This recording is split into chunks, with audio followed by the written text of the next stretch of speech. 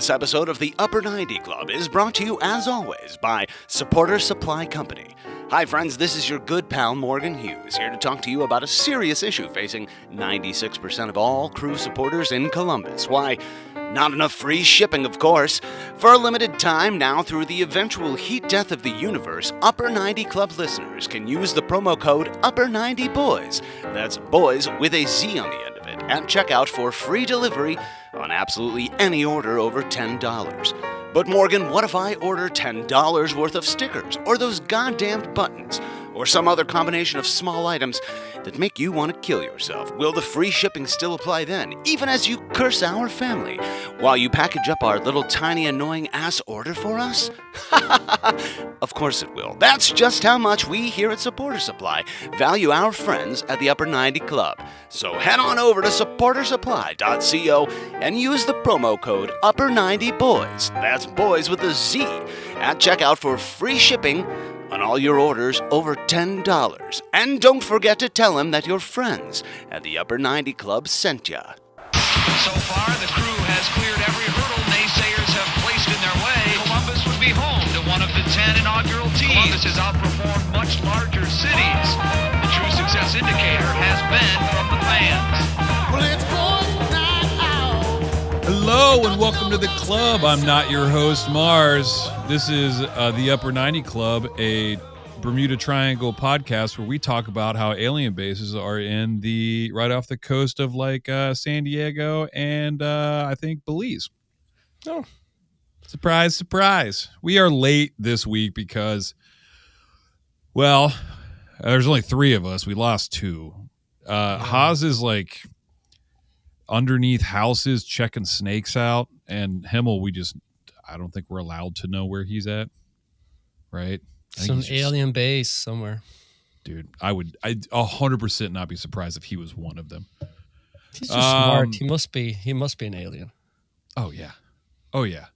Yeah, we're going to keep this one short. There's not a lot to talk about considering the crew are in their off season, and spoilers, no moves, but that was kind of like the entire season. Not yet. Not with that attitude. But we need to think of a sting. Yeah, I got one. Crew news. I got crew it. News.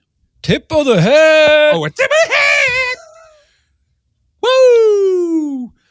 Crew news where that says made up. Oh, I haven't done that in a while. That felt great. I've missed it. Woke the kids up. How was you guys' week? Saturday for me was into Sunday was rough. Did you guys? I mean, we're a high state football people, right? We're the only three that are. Oh, I've got Trey and Mort with me. Sorry, I didn't even introduce you. I introduced. If you did the maths and you eliminated, we're three of us, and you eliminated Haas and you eliminated Mars, then you stuck with us. Yeah, I hit up some other people, and they're like, "I'm sick," or "I'm in Belfast." They asked, "Is Haas and Mars going to be there?" Okay, I'm not in. I mean, we can go on about college football and all those made-up championship games that we continue to play and how it just keeps getting longer. I love it. Hoosiers beat the Buckeyes is what it is. Yeah, I had Friendsgiving before the game starting at 3, and I stopped at 3 in the morning because I didn't lose in darts for 7 games. And then Sunday was like, I didn't make it. I had to go to the hospital. Yeah, you were winning all Saturday. You were losing all Sunday. Oh, jeez. Brutal. That game was brutal. But hey, Bucks dropped to, second? No big deal if you ask me.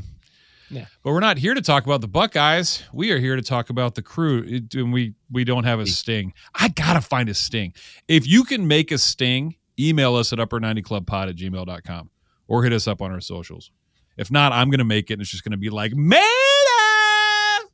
So, are we going to talk about the Columbus crew, as in Issa Tall's Columbus crew? You know it. So, what Trey is alluding to is we did collectively, as a fan base, get an email, probably on the tweets and the skeets, from Issa Tall. And if you didn't get it, we're going to read it to you. If you already got it and you already memorized it, A, what's wrong with you? B, you can skip ahead maybe 20 seconds. But I'm going to have our Issa Tall named Tracy Tall. Read it. So, all right, Trey, what did it say? All right, Buttercup, buckle up. Click. From Issa. We are proud of our team's efforts in 2025 because we showed resiliency when facing adversity and remained committed to authentically being ourselves. We are the crew, and we hold ourselves to a special standard and core values. This was clear during the final stretch of the season, including the expectation and desire for more after 3 hard-fought playoff matches. While we fell short this season, our goal every year remains to contend for championships for our supporters in Columbus. The Columbus Crew is a truly special club. We have exceptional leadership who are consistently investing in our roster and world-class facilities. A core group of players and support staff who know the commitment it takes to win in this league, and a fan base and city that are incredibly passionate about our sport. We knew Will Fried moving to another club was likely at some point, and we are well positioned for the future. As part of the process, we had an evolving list of top talent readily available Sorry, and have I can't. also been directly contacted Rolodex. by a significant number of interested prospects. We have already started discussions with candidates for the Crew's next head coach, all of which have consistently expressed it's a coveted position in our league. It speaks volumes to the success we have collectively built alongside our fans. As we prepare for 2026 and what's next for our club, our players are working hard on their offseason programming, and the support staff is diligently planning to ensure everyone is ready for the start of the year. We will not stand still. We will continue to push our club forward in every way, on and off the pitch. We look forward to kicking off the upcoming season with the league's best fans. As always, thanks for your massive support. Easy. Wow, is that a haiku, Garth? You, I'm sorry. You know what this really. You know how I read this. Oh my God, what is going on? What am I going to do? I have no idea what's going on. Oh, crap. Oh, crap. That's actually the first time I actually listened to it. I saw it and it was like long. And I was like, dude, give me the TLDR. Like, I'm not trying to read this entire thing. I feel like a person that is all business doesn't pull out this crap. That's my thing on that. It doesn't sound feel like like this is- ChatGPT. No, Treading but water. this is one of those things that gets sent out that totally does not need to be sent out. Yeah, why? Okay, I agree with that. Hey, let me paraphrase it. We didn't win anything this year. We're looking for a coach, and we're going to keep trying our best. Yeah, Merry but Christmas. putting it in there like we have a bunch of interested prospects and That's what I'm saying. Like It's like- it's There's many fluff. fish in the water, even though my girlfriend left. I mean, it's like I have people pinging me up. here's what I'm worried about. Not only do we have people have us. They want to contact Yeah, us. you know how popular we are? the issue with me is I care too much. Yeah. Yeah, that's like what it You know how sounds like. great you are? You're so great that other coaches want to be your coach. That's how great you are as a fan. Yeah, They it's want to like, coach you. oh, I want to coach this team. Heck yeah, you still got that Cucho guy? No. Oh, No. you got Nagby though, the best 6 that ever played for in the MLS, right? No? No. Your average age is 18 and a half? Cool. You pay your goalie $1 million? Huh. Interesting. Your DP last year, how'd he do? Oh, really? Bummer. I mean, my issue is all of last season, it felt like we did not have a contingency plan for Cucho, for any players, for injuries. And now our coach is gone. And this to me is like, oh, trust me, bro. We got people. And it's like, I don't think you do. And I'm going to roll this into a segment that we had before Nancy, which is the search for top banana. Which is pretty much us trying to figure out a head coach. So Bogert had said, go ahead, more. What were you saying? Was it on Soccer Wise? Yeah, Soccer Wise had a pretty much 10 minutes talking crew talk because one of the guys was really a big fan of Nancy. And and they talked about like how over the last 2 years we have lost the 4 pillars. So Bez, and then of course Nagbe, Cucho, and now the coach. And that doesn't even include the guy that went to LAFC, the talent scout. Yeah, that's not even including talent scout. That doesn't even include Morris and so on. Morris. So I mean, but they were kind of leaning on that. So they were kind of saying some of the things that we said. Maybe they listened to us. I don't know. But they were talking about how we can go 2 ways. We have a lot of players that could actually work pretty well and have proven to work in different systems, including our two forward DPs that has scored goals in other system, quite a bit of it. One was a Golden Boot winner in a different system. And they're talking about how we have Morera and things like that, and we have players that can be very good in other systems. So from a base, we don't starting from scratch. And they feel like there's still some excitement. They're looking at this and they think we're going to do. They were thinking either we're going to do something kind of big, or they're going to kind of stay with the same, which is like we talked about here. Maybe bring in an assistant. There's only one assistant that didn't leave, right? We mentioned that. Joan Dame, is that? I don't know even how to pronounce his name. Johan. Yeah. And then, of course, we have Laurent Courtois that is also without a job currently. Did they talk about him at all in the other pods? They did not mention him, but I assume that. I'm just assuming that they might be interested. So, yeah, I think Courtois is an interesting proposition, might be a good word to say, because we know his quality as the Crew 2 coach. We know what he has done. He went to Montreal, failed spectacularly. Doesn't count. But Saputo is an absolutely terrible owner who doesn't put any money into his team, and will fire you extremely quickly. So I guess my question to both of you: what type of coach would you like to see come in? And I mean a experienced veteran in MLS, an experienced veteran from overseas, an up-and-coming coach, an assistant coach being brought up. Doesn't matter the name. The name doesn't matter. What type of coach would you like to see? I don't know. So there's a bunch of I don't think there's a right answer for the MLS. If you look at last year, the championship game, you had Miami, which is asterisk, but their coach was like almost like a first-time coach who played at a very high level. Courtois played at a very high level. He played against Barcelona. He's got the street cred. Then you have the other coach who started out at St. Louis, did well his first season, tanked, and then eventually got picked up by Vancouver and had them playing out of their mind. So he had been around the MLS, he understood it, and was able to get the most out of the players.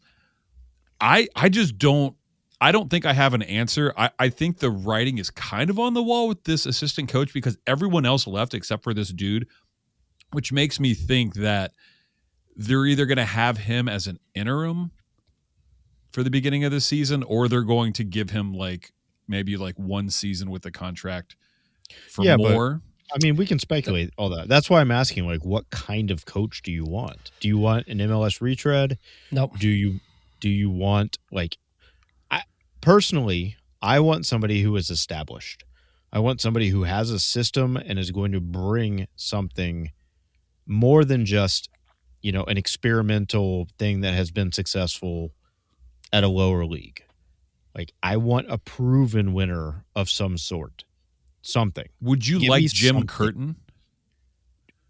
Jim Curtin would be fine because he had Philadelphia and the Philadelphia system playing really well. Right. You can't deny that. Fine. Yeah, whether or not fine. Whether or not you like that name, I mean, you could put Jim, and I am not trying to make Caleb Porter come back to this team. Right. But if it was Bob Bradley, Caleb Porter, Michael Bradley. Bruce Arena. No, I'm talking like if it's one of these guys, maybe not. But if it is somebody who clearly Philadelphia has a system that they play, he was instrumental in that system. So a coach like him, I wouldn't, and it has more to do with his system and what he can bring to the entire crew organization, because it has been proven to me this season that there isn't much of a plan when it comes to how the organization looks like from the inside to the field.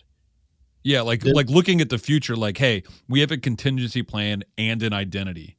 I don't see any of that because of literally the past. And if there's not somebody else steering the ship, who is steering the ship? And if it's Issa Tall, I don't know if I want that captain in charge of my boat. I don't know. The thing that will be interesting is now that Nancy's gone, and we had everyone was talking. Is it Nancy wants to play with a smaller team, and is he driving the boat when it comes to signing people and all this stuff, or is it the front office, Issa Tall, those guys making the call? So like at this point, there is no. Like, well, we know who's doing it. It's Issa. Issa is going to be making these decisions, putting a guy in place, and then moving that forward. I just don't know if it's going to be someone like this Johan assistant coach, where I don't think he's going to be able to come in and be like, well, I'm going to play this way. I need this player, this player, this player. Or let me ask this question to you guys. What are the chances that we catch lightning in a bottle twice? Because I'm going to describe Wilfred Nancy as that's what he was. I mean, you caught, a gold mine in a bottle. Like, and personally, I think if you higher just based on the fact that when he caught fire, we caught fire, and then he left, and we still talked about Nancy as if he was winning everything, and he wasn't. He wasn't. I'm just saying. But he was a good coach. For sure. And we played so many games where Kucha wasn't playing, and we still played as a unit, and we went out with our B team and B teams when we were on a roll, right? Right. So definitely some coaching there, and you have to have a coach, and you have to have the right pieces. So that's what we had. I think, and that's what other people have said too. We're not going to get a replacement. I mean, it's going to be something else. It's not going to be something like that. Like Cucho. Like, you're not going to get another Cucho. It doesn't exist. You could, but I think you have a better chance of getting another Cucho than you do another Nazi. Yeah, which is still slim. You saw it in San Diego this year with what's his name? I almost said Becker, but what is his name? The Danish forward, Anders Dreyer. Yeah, Dreyer. That's what it was, and he come from literally nowhere. And if it wasn't for Messi, he'd be guaranteed to be the Golden MVP Boot. of the league, Yeah, a Golden Boot and MVP of the league this year. So it happens. So I think that's more likely, and that's like a one-off too. But so it's if Westham stays, he has the ability, I believe, in the short little time I saw him, to make a very big impact like Dreyer did last season. It's just who's going to be the coach, and are you going to give him full autonomy like you did Nancy, where we're having this discussion of I don't know. I mean, what's the chances of us getting a bigger international name? Like let's say, Uruguay fires their coach, or we go after Klopp or something like that, or just something wild. Arnie Slot, I'm still pulling. He's still good at it. Yeah. I think if you are looking at coaches such as Tata Martino. I was looking at Tata Martino. I love Tata. Or who is the other coach that's currently in South America? Tata is rumored going back to Atlanta. I think that's is probably happen. More likely to happen. But I mean, who was the other one that it wasn't Spalletti? It was that's what I just said. Oh, Bielsa. It was Bielsa. Yeah. So so I think if you're looking at a coach such as Tata Martino or like Marcelo Bielsa, who could possibly be on the outs with Uruguay, you've got a chance. But I don't think any other big names or any coaches who have never coached in MLS before, good luck. It's a different league to coach in.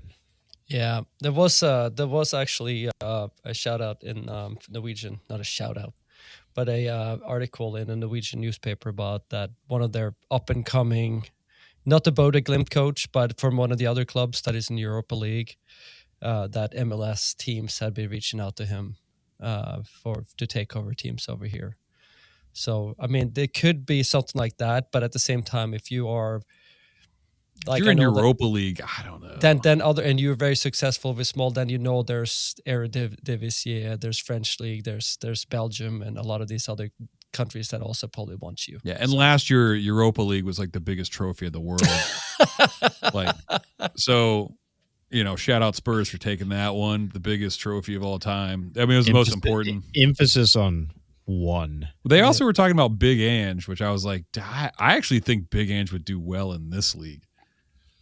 I just, like I had mentioned earlier, whatever name it may be, we could sit here and throw out 50, 60, 70 names and like hit the bottom of the barrel.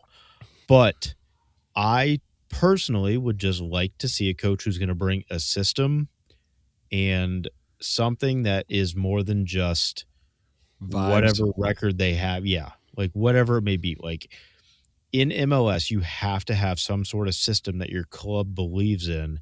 And they bring players up and they trade and they do all the things that are system based.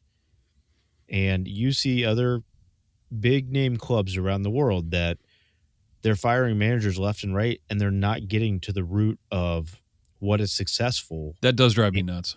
And it's like, guys, you can bring in the best manager in the world, but if your club is in shambles and nobody's steering the ship, it doesn't mean anything.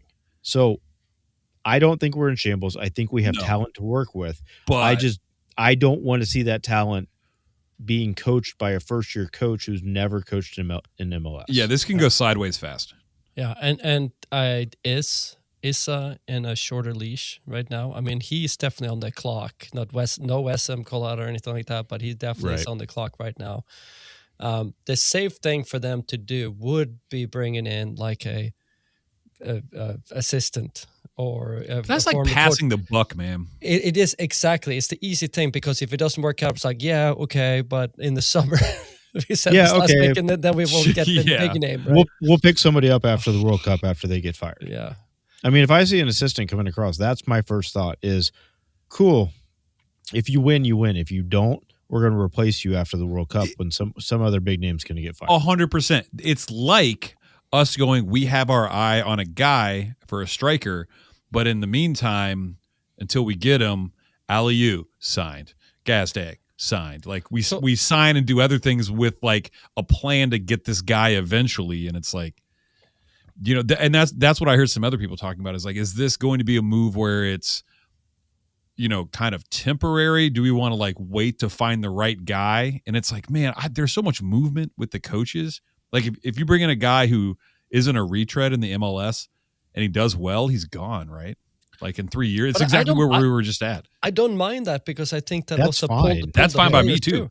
You want to see your players succeed. You want to see the coach. We are not. If we were on top of the heap, yes, then that's the MLS, end. If you're Real Madrid, it's kind of like everything else is a lesser, right?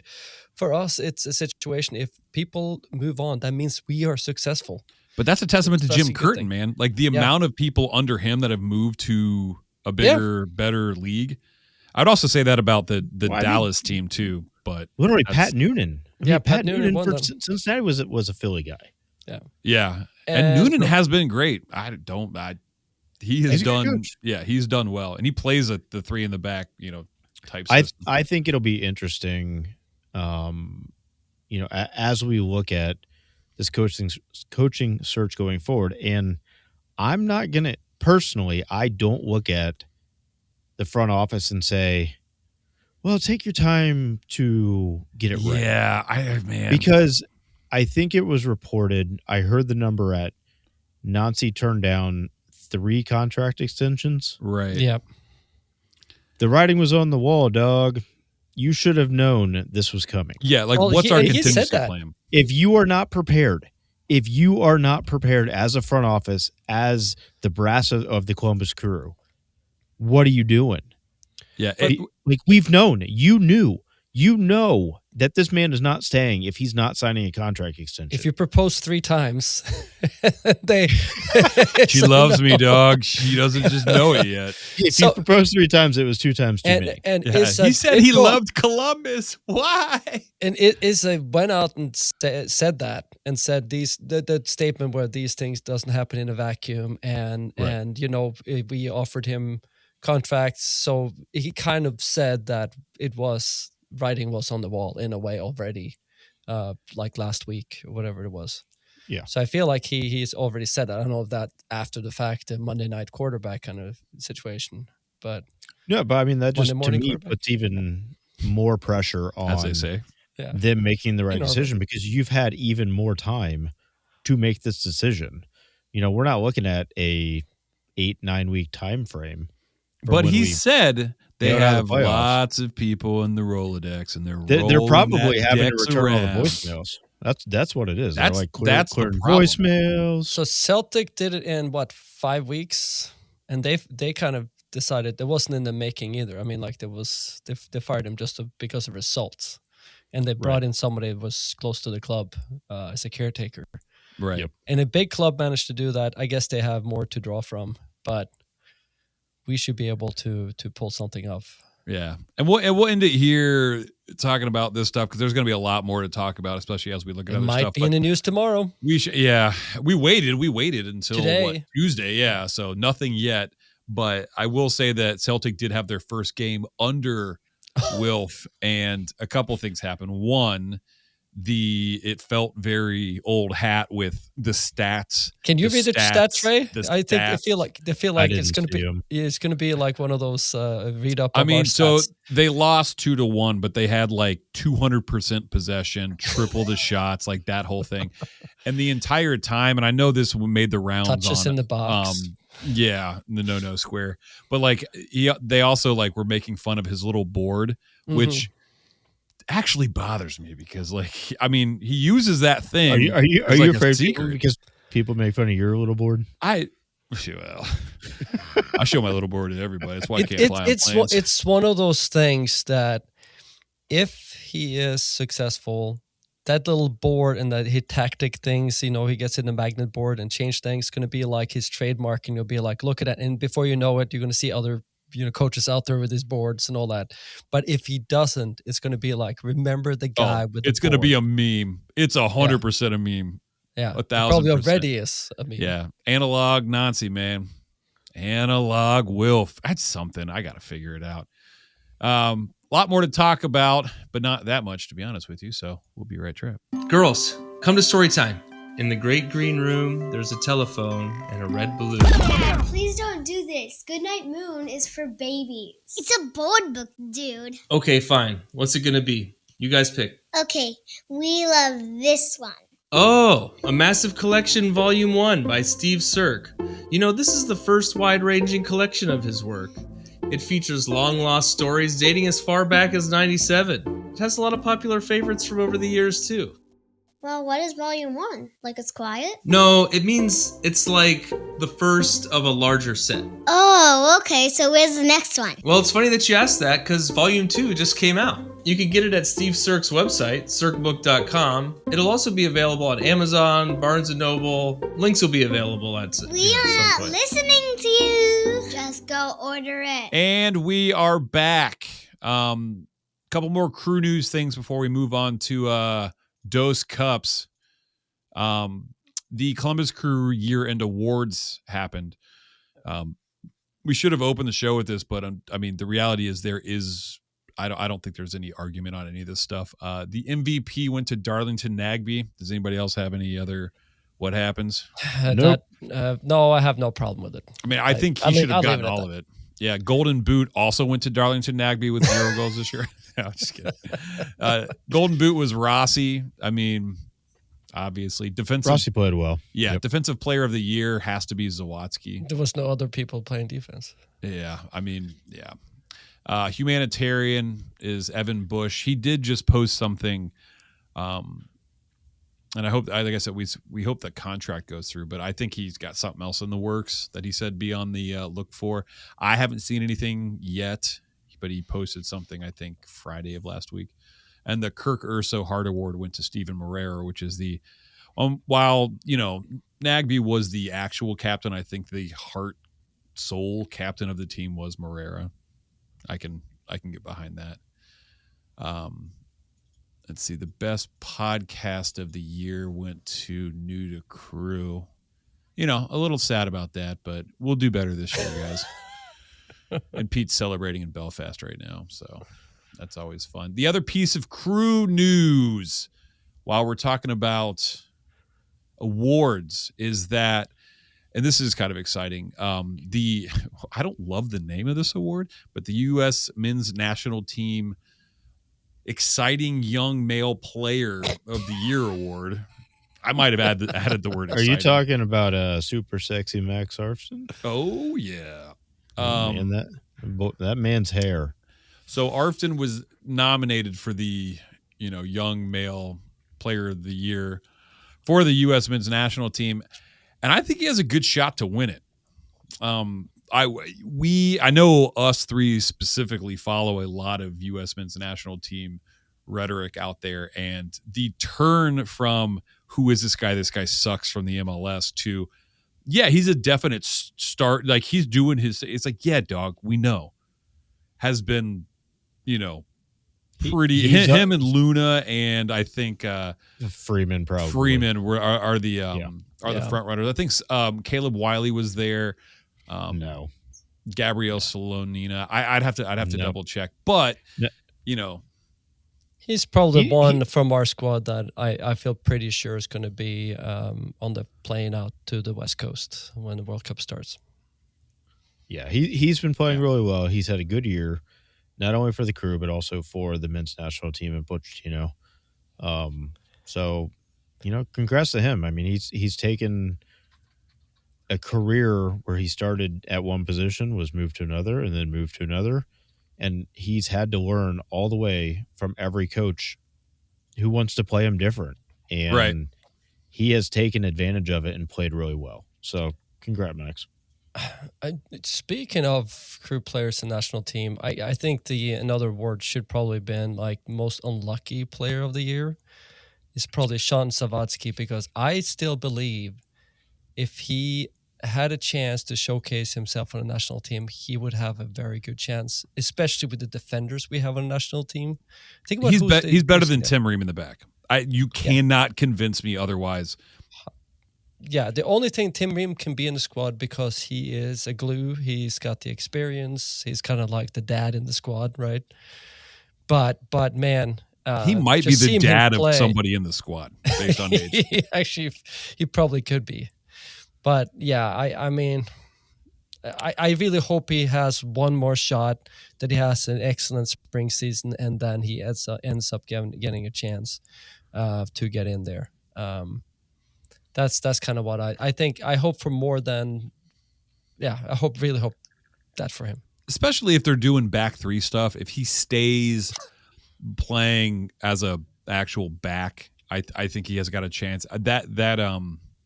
Well, we'll get into the U.S. men's national team, but the 6 and the 8, the amount of people that are in that position is like. I would argue that he deserves a spot more than Patrick Schulte does. Oh, 100%. Well, that actually might come to fruition. So, another thing to note about this whole thing is Max's name is Maximilian. That's what it says on his birth certificate, and that is also Goofy's son in a Goofy movie that I've watched a bunch. I got his autograph. So do I. At Walt Disney. Oh, yeah. He'll sign. Oh, you're talking about Max's? Yeah. Oh, that's so tight. I saw him, but the line was too long, and I was just singing Powerline songs. Eye to Eye. Man, Eye to Eye should be our national anthem. Little pop quiz before we move forward. How many goals did Max Arfson have for the U.S. men's national team? 4. 1. Yeah, 1. Doesn't that seem crazy? Because I thought 3 or 4. Yeah, the kids out there was thought just- 6, 7, but the reality was it's 1. So that's another thing where I was like, oh yeah, Max had a bunch of goals for the Crew this year, man. He was sick, and it turns out he did not. Yeah. So smoke and mirrors, Max. Good job. Maybe he's just a magician. Maybe he's just a, did I say musician or magician? Is it smoke and mirrors or coke and mirrors? Coke and mirrors is outer in or whatever the other one of them fancy bars. Coke and mirrors is pretty much a real thing, and smoke and mirrors is not. I mean, who do you want to hang out with, the magician or? I would say a magician with coke and mirrors, because that would be bananas. Combine the two, like we were talking during break, like Lauren Courtois and damn it. Ooh. I mean, give me a 2-liter and a big, 8-foot mirror. All right, so that is all Crew news we're going to cover now. We are going to talk Dose Cups. 3 guys, 2 cups. There's something we'll workshop. Wordsmith, I want to start out with MLS Cup. Let's put a bow on this season. Miami won. Do we care that much about Miami? Because I mean, it was clearly Miami and a third of Fort Lauderdale cared about Miami winning. The rest of the nation was 100% Vancouver, right? Our nation or their nation? All of the nations. I think you are discounting the amount of Messi fans. No, I know. I am. I'm being country. hyperbolic.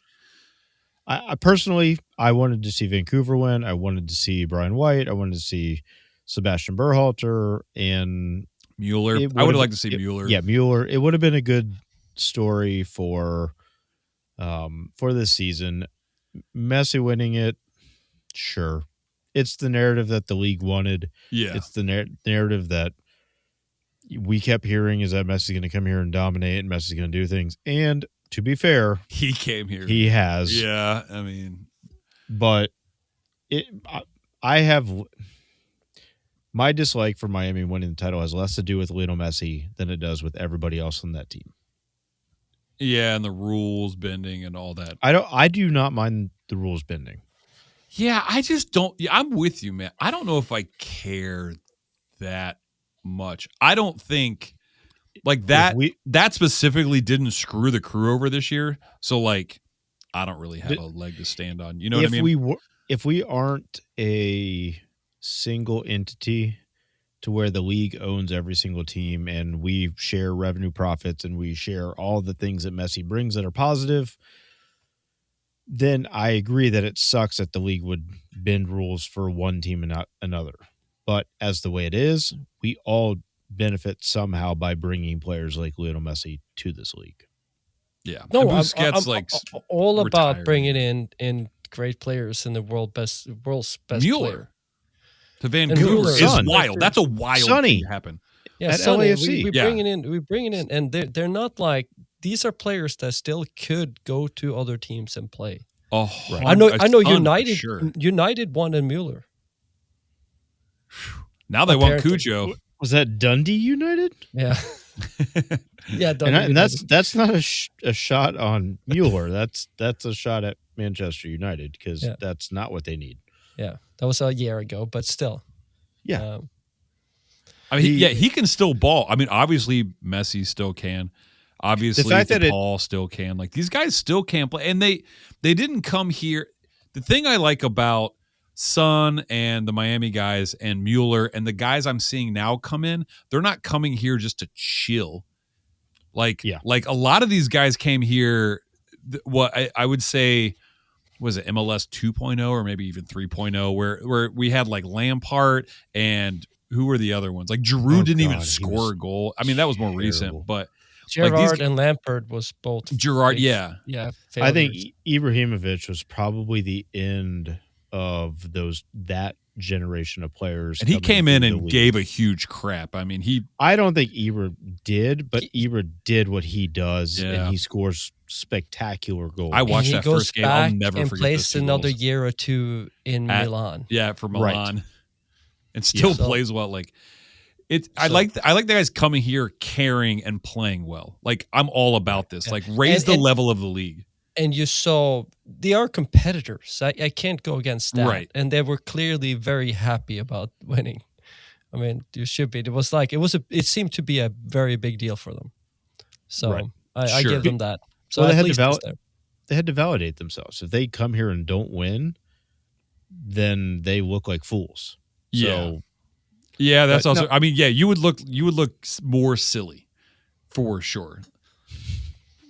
Who's leaving Monterey? Because people were on the subreddit talking about we bring in Sergio Ramos. Yeah, Sergio Ramos. he wasn't at Monterey, was he? Yeah, he's he been was- there for a year and at least a year. I didn't think it was Monterey. Yeah, no, he's that Monterey. makes- So they were like, "Oh, we should bring I- him in." I'm like, I don't think I. No. want I Sergio love Ramos. and hate him. 100%. I hate him with a passion. What's like Richarlison for Tottenham? Like, he No, was at no, Everton. I it's was like, not. Or Sergio Ramos was like the second biggest shithead to only his teammate Pepe. Oh yeah. Oh, yeah. And dude, he was dirty. Ramos was dark arts. You hate him, but you I love did him. like, yeah. He pulled Salah's shoulder out of the socket in the Champions League final. Champions League. Yep. I don't like the guy, but I enjoy watching did him like that, play. I enjoy watching him play defense. He's got Watching good him play tattoos. defense to me is like, that's how you do it. Yeah. That's how you do it. Yeah, I don't hate it. But yeah, as far as the MLS Cup goes, it was, Miami came out swinging. They looked pretty good. Then, they settled down and Vancouver looked like they could take it, brought one back. Could they have moved the game? Because when The like field, people, the shadows. think about how there was so many 2:30 things was about the bizarre. coverage. I understand football, America, Europe. but when Yeah. and I do like how they were like, all right, cool. At 12:30 is going to be 12:30 on Saturday is always the last game, Eastern Standard Time for the United States. So 2:30 rolling after that made sense to capture the European audience. But watching the game with the sun, even hitting like that part of the field for like the first half was just like, man, it didn't feel like a finals under lights, right? Like I'm not but crazy. Couldn't they move it down the road or something? Because that stadium it's so a letdown. Like when you have this is the showcase game of our league, and you have a overgrown high school stadium, right? Well, I like the idea of traveling to like play it in LA or I don't. Dude, that's No, such no. a I want to crap. have the home, but it's just Well, if it's in the Columbus, stadium looks like it's for me. as a it could have been worse. consumer. New York City FC could have hosted it, and they would. Play And in they a baseball did. stadium. They did host it. Was it whose last? Was it Giroux's last game? Or was somebody's last game? And it was like in a baseball stadium. Whenever like City took it. You're making up things. No, the They played in Portland, didn't they?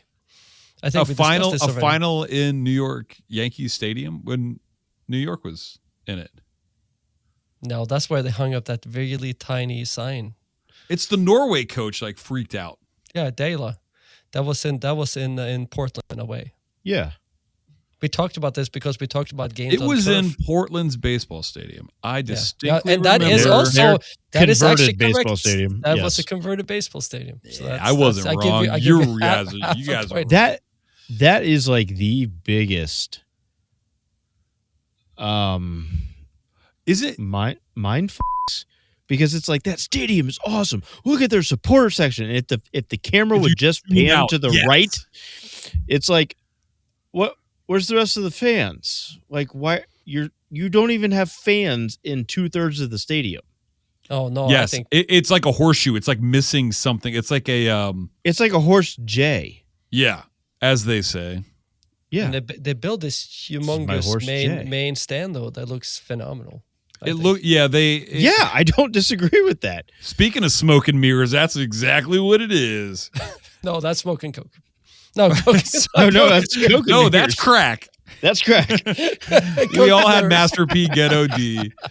We all know how to do it. Track one. I wish I said that on purpose. All right, so we're done with MLS. We put a bow on this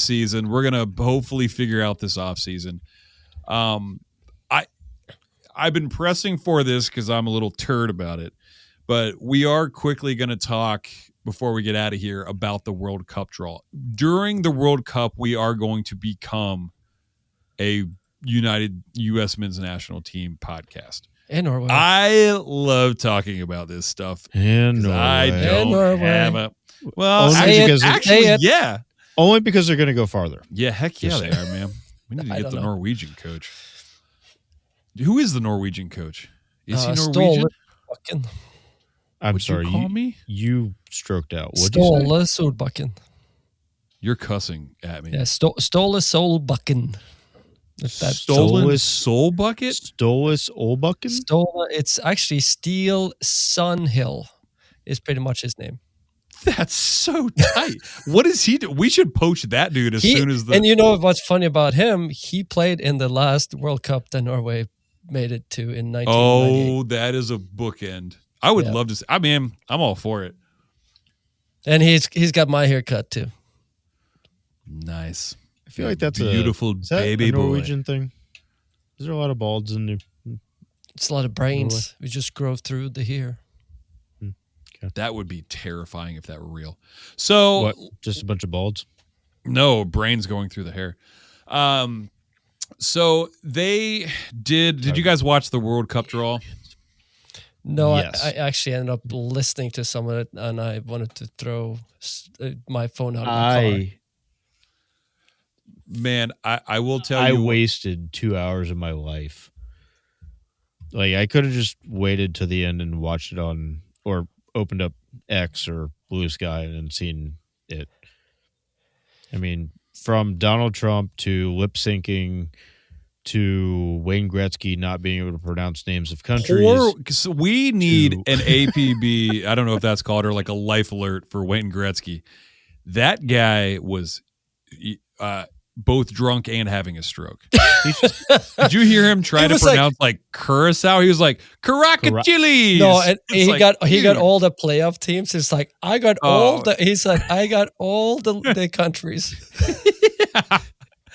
I genuinely when he walked out, I was like, I mean, that guy has lost the plot many years ago, and to have him out there, I was like, okay, I know we need someone from Canada, but maybe I didn't him. understand, man. Between Heidi Klum and Kevin Hart and Shaq, I feel like FIFA's Infantino was terrible. Oh yeah, he's the worst. I mean, He trying to tell jokes. chances are, if you listen to this podcast, or at least half of the worse people than me. listening, FIFA is a problem. Like, Oh yeah. super corrupt, terrible, yada, yada, yada. I was trying to enjoy this as a spectacle. I kind of love Kevin Hart. He has a soft spot in my little bosom. I don't mind. I think Kevin he's hilarious. Hart. And when this him is and not Shaq, the place for him. No. But of all the people, I'm glad he was there. Because when Shaq came out too, when they were messing with each other, did you hear him talking about it? And he was just like, you play too much. Like, they were literally just, yeah, I don't know, whatever. I thought it was hilarious. All right, so let's go through the group. Groups A through L, it was an expanded tournament. So there really is no group of death because there is that extended, teams that come in. So there is going to be a team that will probably get beat up almost in every single group. Not all of them. And actually, we'll come to the U.S. group, the playoff one here in a second. But specifically, let's talk about the U.S. We are Group D for whatever reason. A went to Mexico, B went to Canada, C went to Brazil because that doesn't make any sense. And the U.S. got Group D. That was predetermined before the draw. Sure. Because of where we already knew where we're going to play. Got it. Yeah, I'm sure there's something about it. I didn't think it was that hard to follow in general after that. So the first draw came out, and the easiest team or the worst team in the second pot was Australia, and we got Australia. How are we feeling about that? Trey and I were watching it at work, and I was just like yelling. I was like, everybody not had Morocco, Australia. not Morocco. So it's going to be the battle of the soccer nations, right? Yeah. The Socceroos. But yeah, I've heard on the pre-shows everybody was picking Australia as the most ideal opponent. We played them recently. This is the thing that I do not like about this pick. Both Paraguay and Australia we played this year, within the last 2 months. Well, and we'll get to that here in a second. But the last team that will go, it will probably be Turkey, and we actually saw them as well. So, as far as the first draw, that we could not have gotten something better. Like, I'm pretty pumped about that. The second draw came up, and it was Paraguay. Now, Paraguay is an interesting draw because they finished just above last in Common Bowl to make the World Cup. That being said, they had the exact same amount of points as, I believe, Brazil, possibly Argentina. I mean, the people that were ahead of them, they finished with 28 points, the same as everybody. So, like, there was a huge gap between the people who made it and the people who didn't. We saw Paraguay, and for the MLS fans, they have Almiron.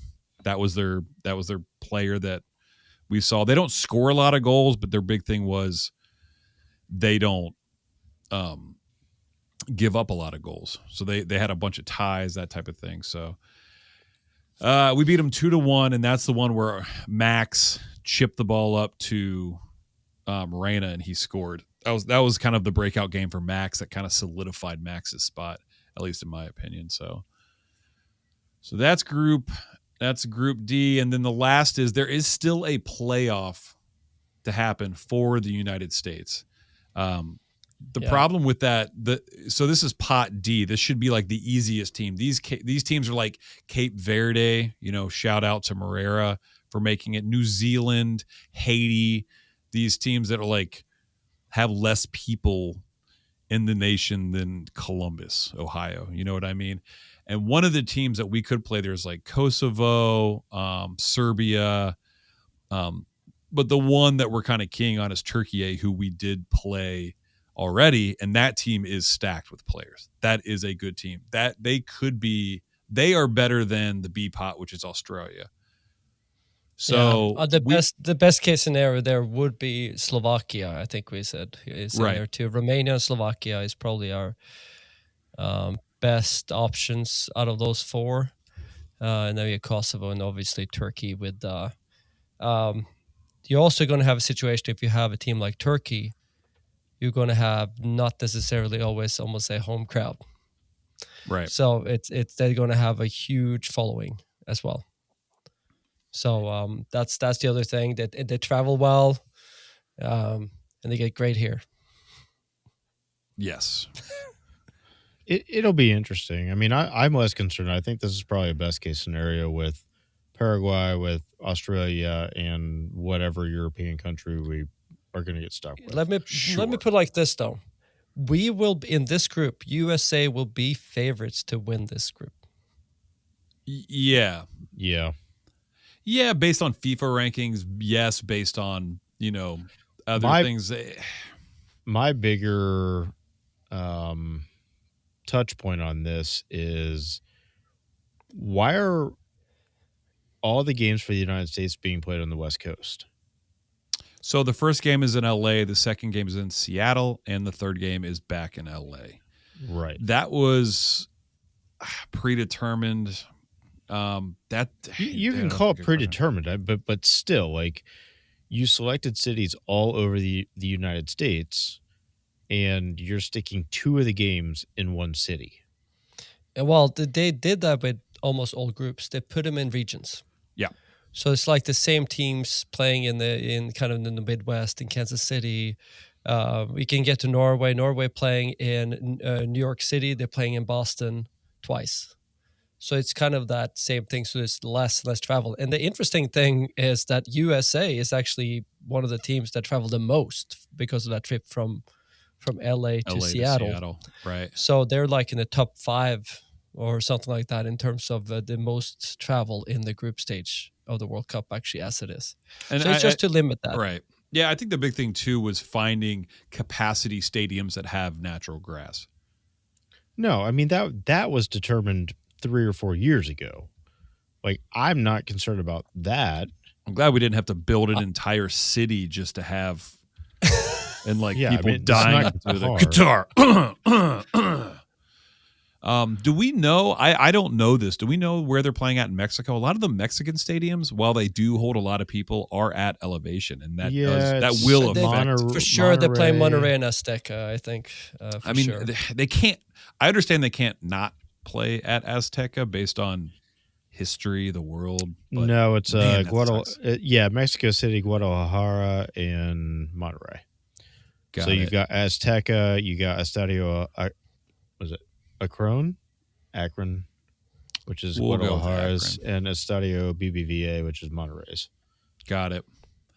But I mean, I just this is one of the first times I'm actually looking at where the matchups are going to be at, and it just once again it just rubs me the wrong way. Like, Really grinds my gears. why you wait 30 years and then 2 of the 3 games are in one city, the most populous city, one of the most populous cities in our country, that we can't, there's no way to get a ticket to that. Absolutely, No, a but that's melting why pot they of put- other That's culture. why there was only 2 cities they're going to put that in. Yeah, New York or LA. New York or LA, they're going to have US play there just because of those reasons. I don't Just know, like Cleveland Mexico's Browns are Mexico building a new City, stadium. and they're playing in Toronto in a tiny stadium for Canada, but actually Canada has to go. They actually play in Vancouver, I think, too. I'm not sure if they are or not, but they're definitely playing Toronto. The other issue is there is more teams this time. There is an absolute insane amount of games. I shouldn't complain. I mean, last time it was the exact same thing. Oh, yeah. I remember they played in Detroit, but they also played in Los Angeles twice. Yeah. So just to the point of like where they're playing, and they dropped all the stadium before, and I shared this with you guys on the group chat. You know how they dropped the tickets early? The ticket prices are insane. I think anybody I talked to is like that are huge on soccer said, I'm not paying these kind of amount of money. There was like $300 at Arrowhead Stadium for like a upper tier kind of on the side. And a friend of mine, he bought 2 tickets for $600 for a game unknown. Well, after the draw, he found out that game is Curacao versus Ecuador. So, dude, I think that's so insane. And I can guarantee you there's going to be like Club World Cup on some of those games where you wait to the end and you can get an affordable ticket at the end. I can guarantee you. That was kind of. I feel like World Cup is like a different. No. So these are the I don't know prices this. are too high. Nobody's going to. Not 80,000 people are going to pay $300 to see Curacao and Ecuador. Which is one reason why I was hoping that some of these U.S. games were going to be in other cities, where even if I don't get a ticket to the game, if they're in Kansas City or if they're in one of the other smaller major cities in the United States, you could go and still have a good time. Oh yeah, just hang out, be a part of it.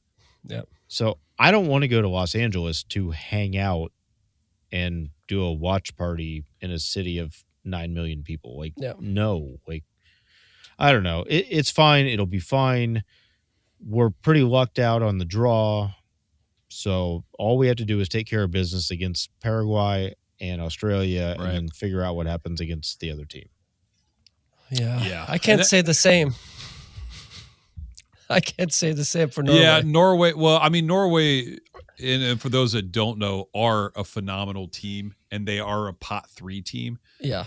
So, like, literally once, they drew the first round, they drew the second round, the third round, everyone's like, please, God, not Norway. This is like, would you call this the golden generation for Norway? Yes, it's definitely a golden generation. We never had talent like this. Yeah, I mean, I was screaming, like, not Norway, and we got, Paraguay, and I was like, all right, thank God. But I was kind of hoping for it. I thought it would be kind of fun.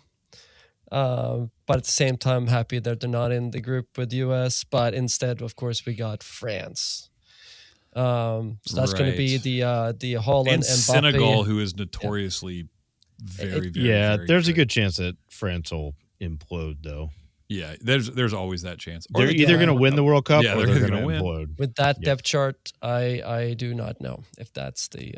I don't know, man. That's a Brazil's lot got of a ego. yeah. Brazil's is in shambles right now. I think Their squad's sick. more likely Brazil is going to be the team that. Yeah, I don't know. They didn't even. I don't know. they I don't barely know. made it. No, But barely hey, if you like this content, get ready, buckle up, Buttercup, because this is what it's gonna be. My hope is that if you're listening to this, you do follow the U.S. men's national team. This is, I mean, now that Haas isn't here and Himmel isn't here or Mars isn't here, they got started because of the World Cup. They started watching soccer because of the World Cup. Haas started playing soccer because of the World Cup. When was it? Last time it was here? Or was it 8 years? No. Because that was Haas started because of FIFA. FIFA. But they went all in, like with Alfie and all them, with the World Cup. Like this, us three have been playing since we were young. Like we're little they're babies. But a lot this is so important for the United States and growing the game that there's a reason why we switched to the European system as far as our schedule and stuff like that.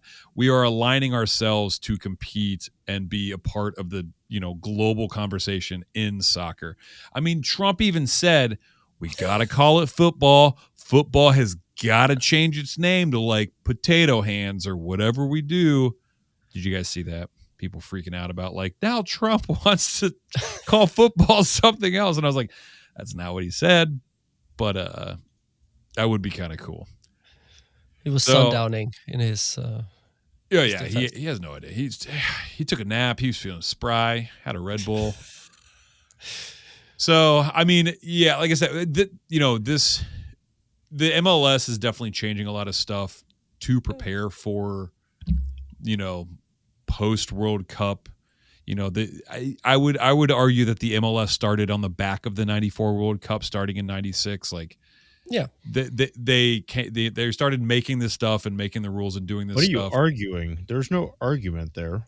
No, That's what a happened? fact. Actually, Come at me. It's a fact, and the reason why they started it, there was a requirement for hosting the World Cup in '94 that they had a professional league, and they made a commitment to start one.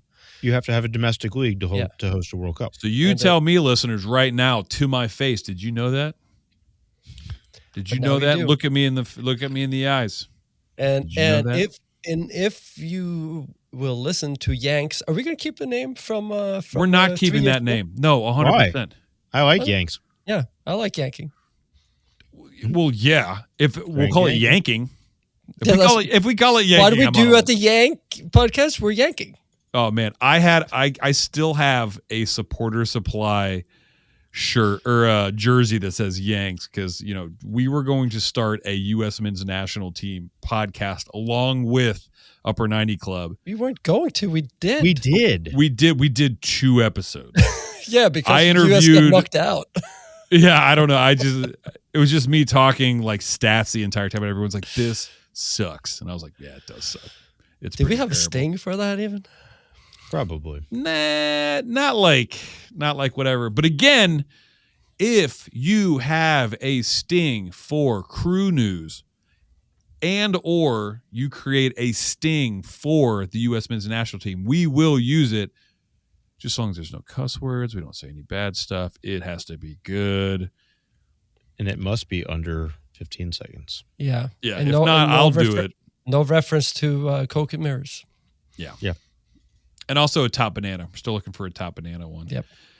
But that's a wrap for the U.S. men's national team. There's going to be a lot more with that. And we have some exciting stuff. We've got some interviews and some other stuff over Christmas break because we will be taking probably a couple weeks break. But we've got a lot of fun stuff for you. Totally planned. Just like Isatal. Trust me, bro. We have like a lot of stuff that's totally legit. Totally planned. We totally know what's going on. People haven't said no. Everyone keeps saying yes. But until then, what we say. The Concrete Go Crew.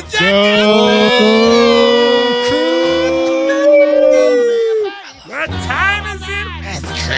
Austin, come back. Thanks everyone for joining the club. We hope you'll listen next week and every week, even in the off season, to celebrate or commiserate. We'll save you a seat. If you like this podcast, please give us 5 stars and subscribe. You can email us at upper90clubpod@gmail.com. That's upper90clubpod@gmail.com. Follow us on Twitter and Instagram at upper90clubpod. Go Crew!